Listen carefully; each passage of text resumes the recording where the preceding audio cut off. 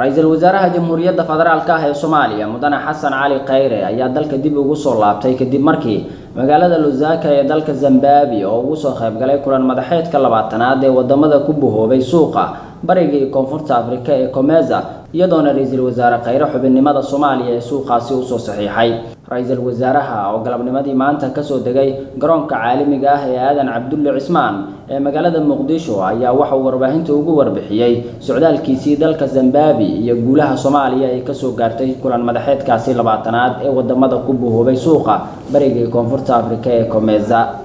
waxaan ku xamdinaynaa Ilaahay oo nabad nagu soo celiyay. waxaan aad ugu faraxsanahay inaan si degdeg dalka ugu soo laabanay annagoo ka soo qayb galnay shirka COMESA oo Soomaaliya markii ugu horeysay ay ka mid ahayd wadamadii aasaasay balse aafooyinkii nagu habsaday awgeed aan ka maqnayn. hadda waxaan nahay wadanka 22aad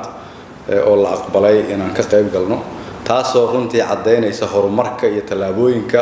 mugga leh oo wadankeenu sameynayo in loo ogolaado inaan ka qayb galno suuq ay ka ganacsadaan in ka badan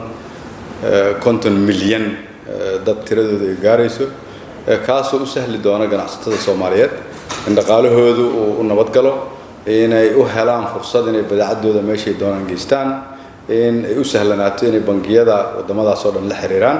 in cid walba oo wadamadaas ka timid iyo dunida inteeda kaleba aanu isticmaali doono in caymis ay dhaqaalahooda ku yeelan doonaan dalka Soomaaliya in ay naga caawin doonto dib u dhiska dalka ha noqoto jidadka ha noqoto warshadaha iyo meelo kala duwan fursad aad u weyn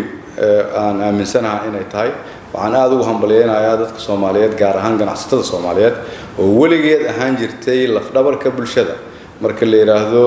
dib u dhiska dalka iyo horumarinta ganacsiga iyo dhaqaalaha iyaga ay fursad siin doontaa arrinkani marka ganacsatadeenu ay fursad helaan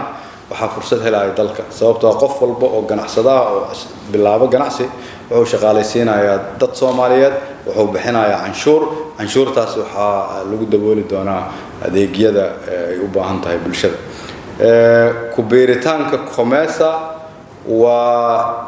qayb ka mid ah shaqooyinka ugu waaweyn oo ah hadafyada dawladdu ay leedahay oo ah dib u falgelidda hay'adaha